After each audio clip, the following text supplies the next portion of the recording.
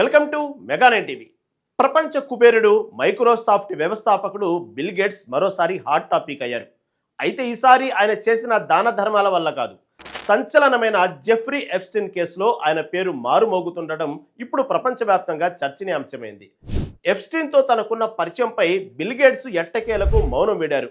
ఒక రష్యన్ మహిళతో తనకున్న సంబంధం గురించి ఎప్స్టీన్ తనను బెదిరించాడనే వార్తలపై స్పందించారు. అసలు ఆ రష్యన్ మహిళ ఎవరు? ఆ యువతితో అఫైర్ నిజమేనా? ఎప్స్టీన్ బిల్ గేట్స్ ను ఎందుకు ఎలా బ్లాక్మెయిల్ చేశాడు?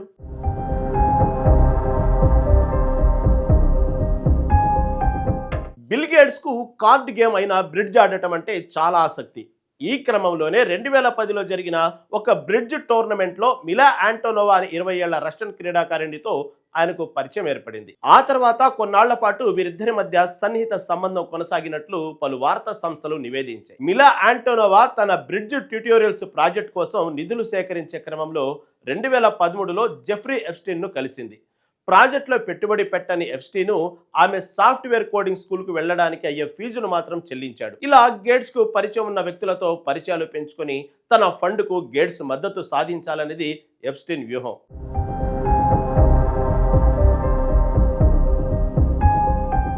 బిల్ గేట్స్ మిలా మధ్య సంబంధం ముగిసిన చాలా కాలం తర్వాత 2017లో ఎప్స్టీన్ తన అసలు రంగు బయటపెట్టాడు. మిలా కోడింగ్ స్కూల్ కోసం తాను ఖర్చు చేసిన డబ్బును తిరిగి చెల్లించాలని డిమాండ్ చేస్తూ గేట్స్కు ఒక ఈమెయిల్ పంపాడు. ఆ డబ్బు ఇవ్వకపోతే వారిద్దరి మధ్య ఉన్న పాత సంబంధాన్ని బయట పెడతాననే బెదిరింపు ధోరణి ఆ ఈమెయిల్లో ఉన్నట్టు వాల్ స్ట్రీట్ జర్నల్ స్పష్టం చేసింది.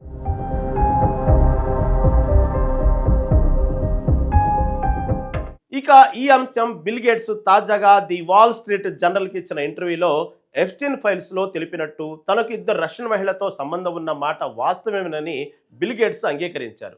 అయితే ఆ మహిళలకు ఎల్టీన్ సాగిస్తున్న అక్రమ దందాలకు ఎలాంటి సంబంధం లేదని ఆయన స్పష్టం చేశారు. మైనర్లపై అక్రమ వేధింపుల కేసులో దోషిగా తేలిన తర్వాత కూడా అతడిని కలవడం తాను చేసిన పెద్ద తప్పని గేట్స్ తెలిపారు.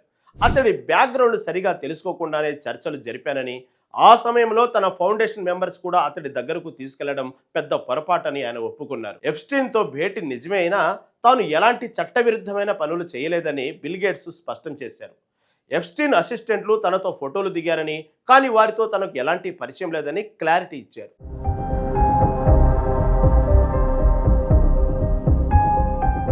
ఇదిలా ఉంటే బిల్ గేట్స్, మెలిండా గేట్స్ విడాకులకు కూడా ఈ ఎప్స్టీన్ తో ఉన్న సంబంధాలే ప్రధాన కారణమని గతంలోనే వార్తలు వచ్చాయి.